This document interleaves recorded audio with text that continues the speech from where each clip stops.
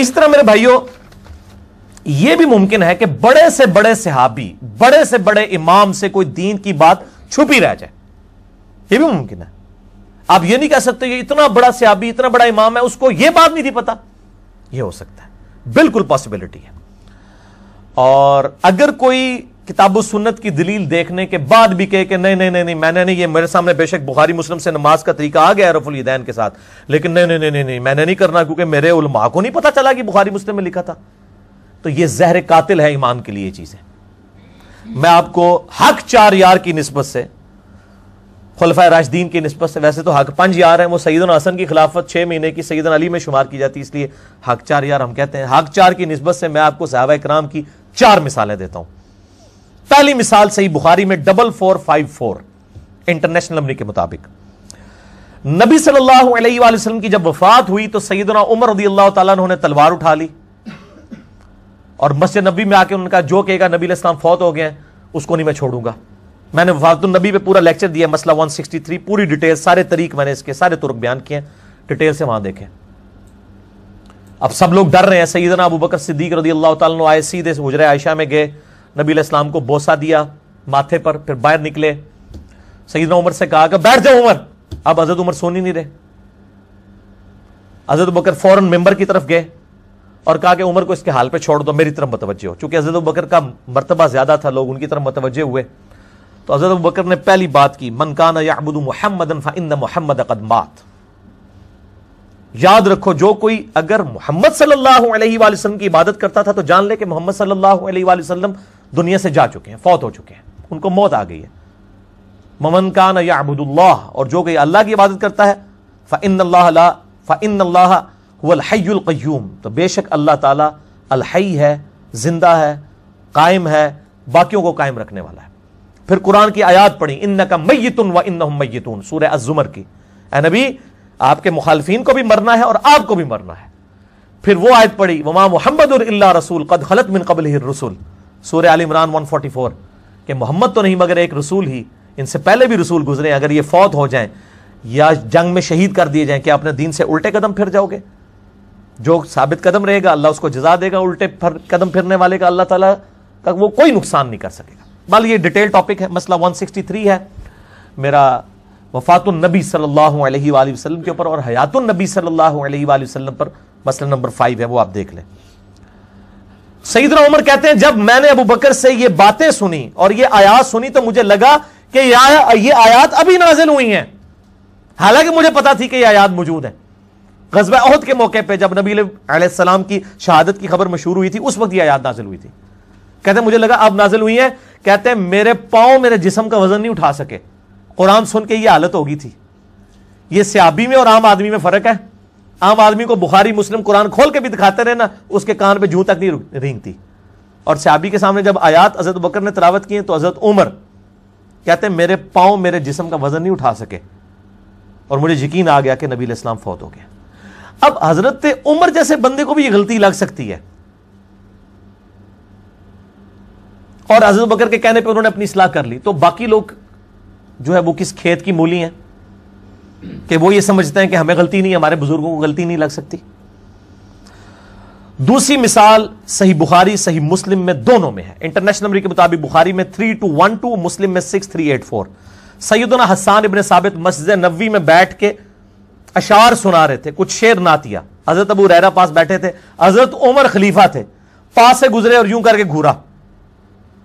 آگے وہ بھی صحابی تھا، اس نے کہا عمر اس طرح نہ مجھے دیکھ، تجھ سے بہتر شخص مسجد میں بیٹھا ہوتا تھا، میں ان کو بھی نعتیہ اشعار سناتا تھا، یعنی نبی صلی اللہ علیہ وآلہ وسلم. حضرت عمر نے کہا گواہ لاؤ. انہوں نے کہا یہ ابو ہریرہ بیٹھا ہے. انہوں نے کہا ابو ہریرہ بتاؤ کیا نبی علیہ السلام میرے لیے ممبر نہیں رکھواتے تھے؟ آپ صلی اللہ علیہ وآلہ وسلم میرے لیے دعا نہیں کرتے تھے کہ اے اللہ روح قدس کے ذریعے حسان کی مدد کر؟ یہ شعروں کے ذریعے کافروں کو جواب دیتا ہے نبی صلی اللہ علیہ وآلہ وسلم کے مخالفین کو. انہوں نے کہا میں اللہ کی قسم اٹھاتا ہوں کہ حسان ابن ثابت سچ کہہ رہے ہیں، نبی صلی اللہ علیہ وآلہ وسلم حضرت حسان کے لیے دعا فرمایا کرتے تھے. اب حضرت عمر نے یہ کوئی مجلس، یہ محفل میلاد اٹینڈ نہیں کی ہوئی. وہ محفل میلاد کے لیے بھی اس کو دلیل لیتے ہیں نا. ہمیں محفل میلاد سے کوئی چڑ نہیں ہے، ہم کہتے ہیں اس میں شرک بیان نہ کریں، کتاب و سنت سے دلائل بیان. محفل میلاد ہم نے بھی کئی کی ہیں، مسئلہ 63 میرا ریکارڈڈ موجود ہے میلاد کے اوپر. بلکہ اب تو اجماع ہو چکا ہے، اہل حدیث میلاد کہہ کے نہیں، لیکن وہ امام الانبیاء کانفرنس کہہ کے کر لیتے ہیں، ربیع الاول کے مہینے میں کرتے ہیں، دیوبند سیرت النبی کانفرنس کرتے ہیں، بریلوی میلاد النبی کانفرنس کرتے ہیں، شیعہ بھی کرتے ہیں، کر رہے سارے ہی ہیں۔ تو اب حضرت عمر نے تو نہیں کہا کہ میں نے تو آج تک سنا ہی نہیں ہے، یہ کیا باتیں کر رہے ہو، میں امیر المومنین ہوں، میں نبی علیہ السلام کا ساتھی ہوں۔ ان کو غلطی لگ گئی۔ تو بھئی اگر حضرت عمر کو غلطی لگ سکتی ہے تو امام حنیفہ، امام شافعی، امام احمد بن حنبل، امام مالک کو بھی غلطی لگ سکتی ہے، انہوں نے تو نبی علیہ السلام کی صحبت بھی نہیں کی ہوئی ہے۔ تیسری مثال بھی بخاری اور مسلم سے، اب یہ دیکھ لیں ساری بخاری چل رہی ہے، مسلم چل رہی ہے۔ بخاری میں 1926، مسلم میں 2589۔ سیدنا ابو ہریرہ رضی اللہ تعالیٰ عنہ نبی علیہ السلام کی وفات کے بعد 30 سال تک، 30 ایئرز تک یہ فتویٰ دیتے تھے کہ جس شخص پہ غسل فرض ہو وہ روزہ نہیں رکھ سکتا جب تک غسل نہ اتار لے۔ جب مروان بن حکم جو ہے وہ حضرت معاویہ رضی اللہ تعالیٰ عنہ کے دور میں مکے اور مدینے کا گورنر بنا تو اس کو یہ مسئلہ کھٹکا، اس نے کہا یہ حضرت ابو ہریرہ ایسا مسئلہ کیوں بیان کرتے ہیں، لیکن وہ احترام بھی ان کا کرتا تھا، ڈائریکٹ بات نہیں کر سکتا تھا۔ سیدہ عائشہ کی طرف بندہ بھیجا، سیدہ عائشہ نے کہا کہ ایسا تو کوئی مسئلہ نہیں ہے، نبی علیہ السلام تو اپنی بیویوں کے ساتھ ازدواجی تعلق قائم کرتے تھے اور فجر کا وقت داخل ہونے کے بعد غسل اتارتے تھے اور روزہ بھی رکھ لیتے تھے۔ حالانکہ آپ صلی اللہ علیہ وسلم کو یہ پتا ہوتا تھا کہ مجھ پہ غسل فرض ہے۔ چلے احتلام والا معاملہ ہو، عام آدمی کے اعتبار سے بات کر رہا ہوں، وہ تو اس بیچارے کو نہیں پتا چلا، اچانک آنکھ کھلی، نبی علیہ السلام کو تو پتا ہوتا تھا۔ آپ نے امت کے لیے آسانی رکھی ہے، اللہ نے شریعت میں آسانی دی ہے۔ وہ آئے حضرت ابو ہریرہ کے پاس، حضرت ابو ہریرہ رضی اللہ تعالیٰ وہی فتویٰ دے رہے ہیں، اپنا اجتہاد اور قیاس کر رہے تھے، ان کے پاس کوئی دلیل نہیں تھی کتاب و سنت سے۔ صحابی کا بھی اجتہاد اور قیاس غلط ہو سکتا ہے۔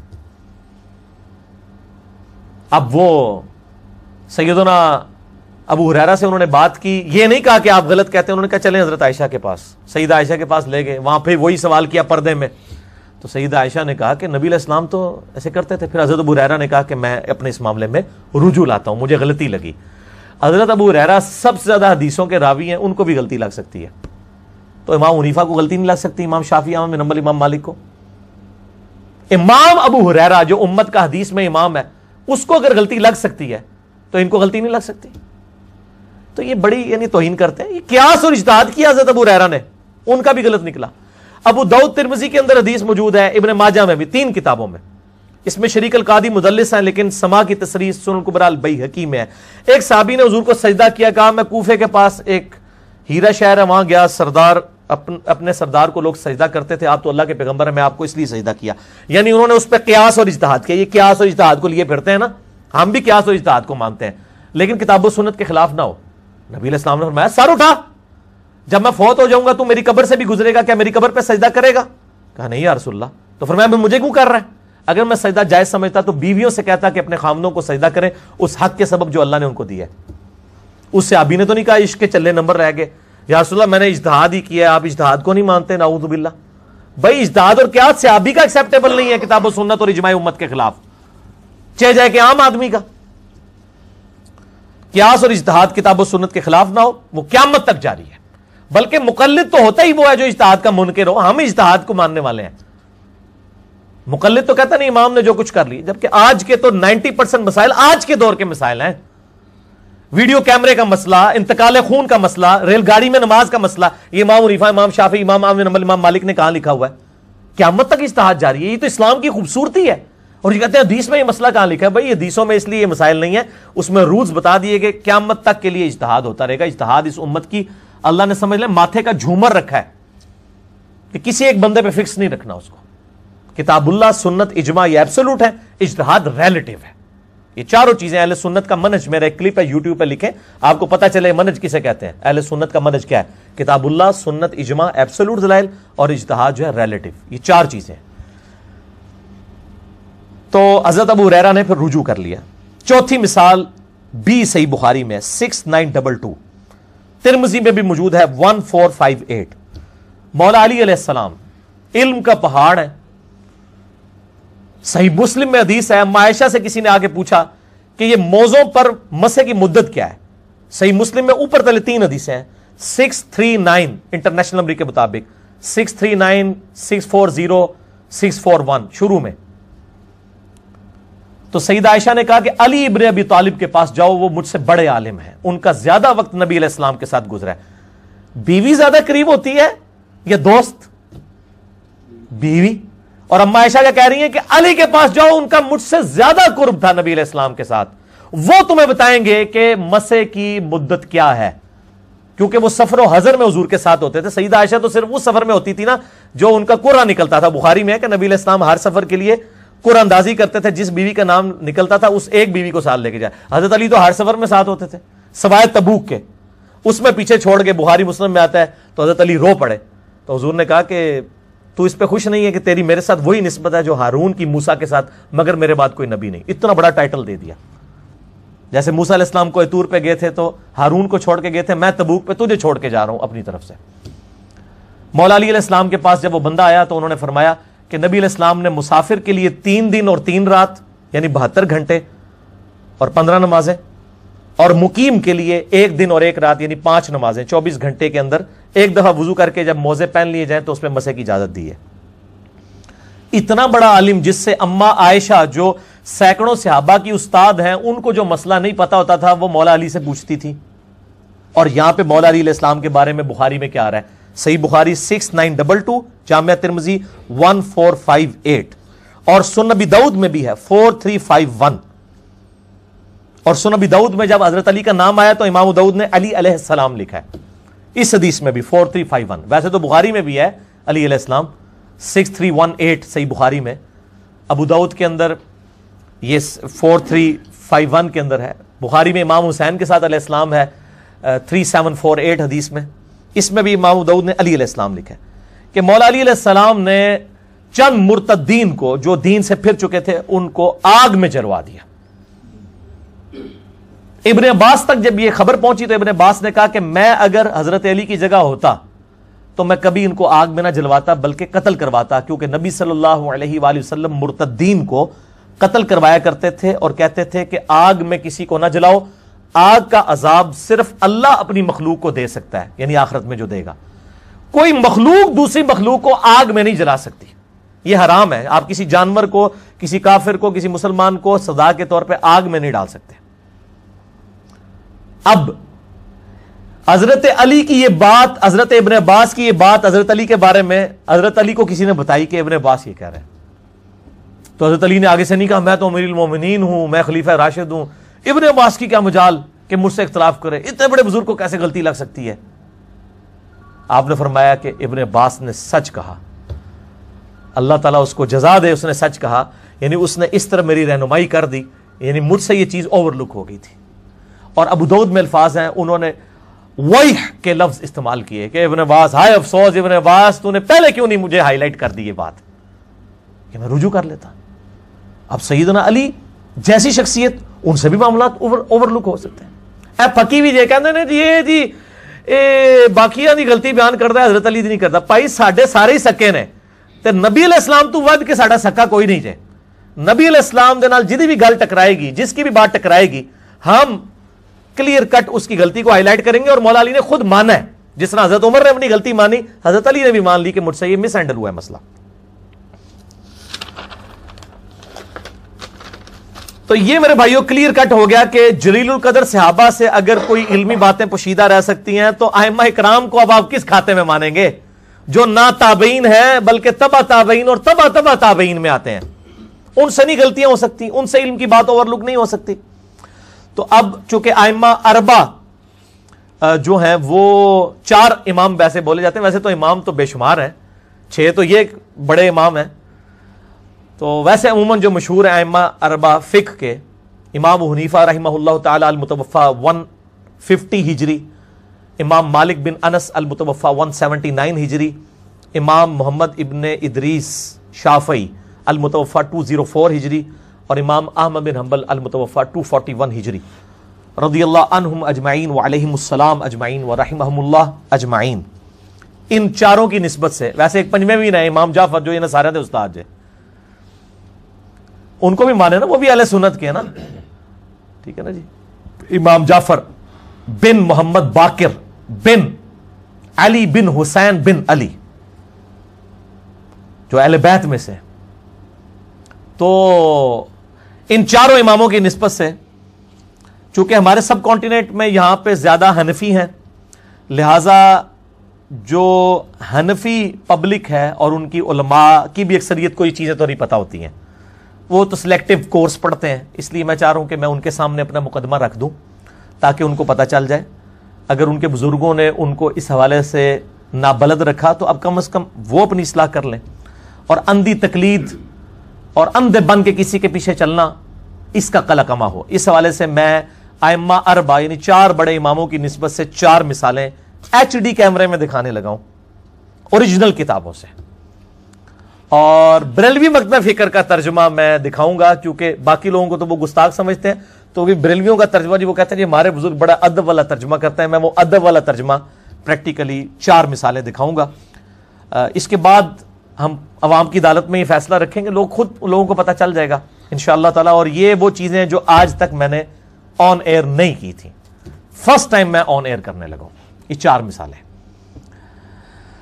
پہلی مثال جامعہ ترمذی سے ہے، انٹرنیشنل نمبر کے مطابق 906 نمبر ہے. مکتبۃ الشاملہ میں بھی 906 میں ملے گا. یہ انٹرنیشنل نمبر ہے. اسلام 360 میں بھی آپ کو یہ 906 نمبر مل جائے گا. لیکن میں بریلوی ترجمہ دکھانے لگا ہوں، اس کا نمبر ڈیفرنٹ ہوگا، ضیاء القرآن پبلیکیشن کا. اٹینشن ہو جو جی فرحان صاحب.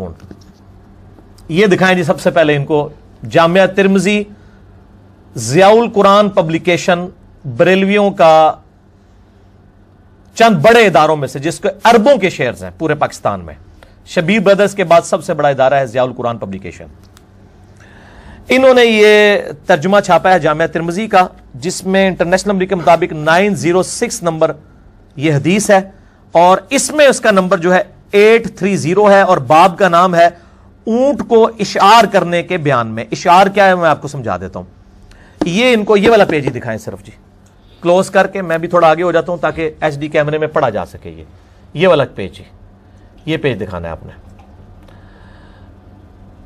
اونٹ کو اشعار کرنے کے بیان میں. اشعار کیا ٹرم ہے یہ میں آپ کو انشاءاللہ سمجھاتا ہوں، پھر آپ کو بات سمجھ آ جائے گی.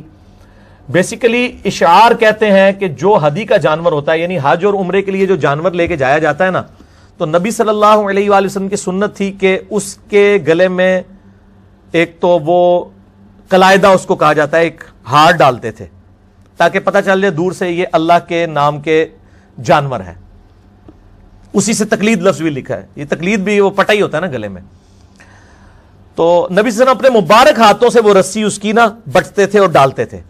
پھر آپ کی عادت تھی کہ ہدی کے جانور کو جو چھری کی نوک ہوتی ہے نا ہلکی سی، وہ ہلکی سی یوں نوک لگا کے نا، ہلکی سی نوک لگا کے وہ جو خون نکلتا تھا نا، اس خون سے اس کی گردن پہ مل دیتے تھے.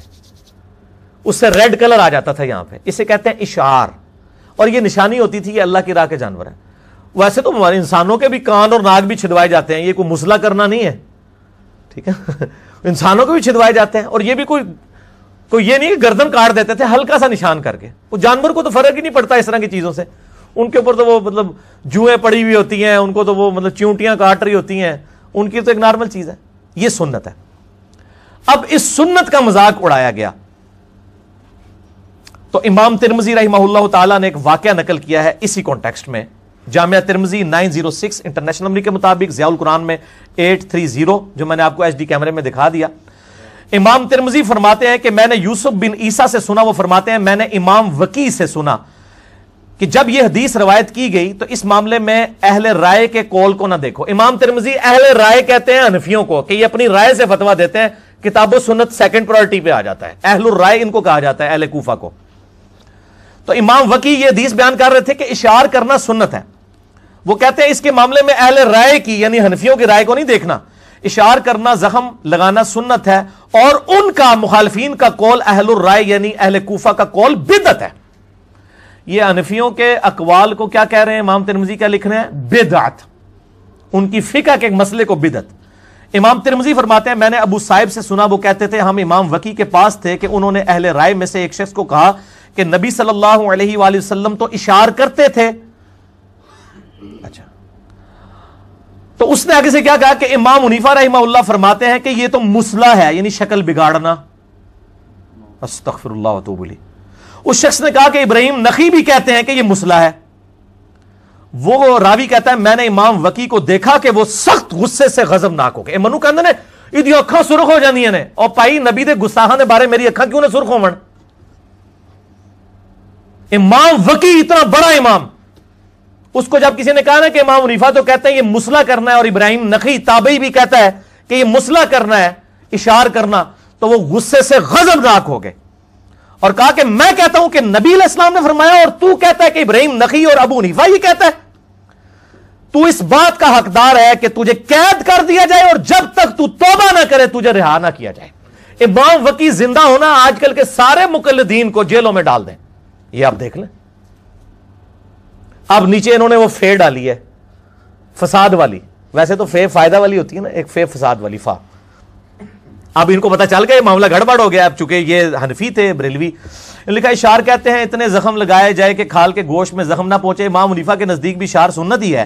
آپ نے اپنے اہل زمانہ کے اشار کو مسلح کہا کیونکہ وہ زیادہ گوشت میں گہرا زخم لگا دیتے تھے تاکہ وہ اس سے جانور کے ہلاک ہونے کا خطرہ ہو جاتا تھا. ایک گل جیڑی تو پہ لکھنا ہے اللہ دے بندے امام وکی نو نہیں پتا, یعنی جس کو کہتے ہیں نا دفاع کرنے کے لیے نہیں وہ اصل نہیں, اس طرح تو آپ ہر باطل چیز کا دفاع کر لیں گے. ٹھیک ہے.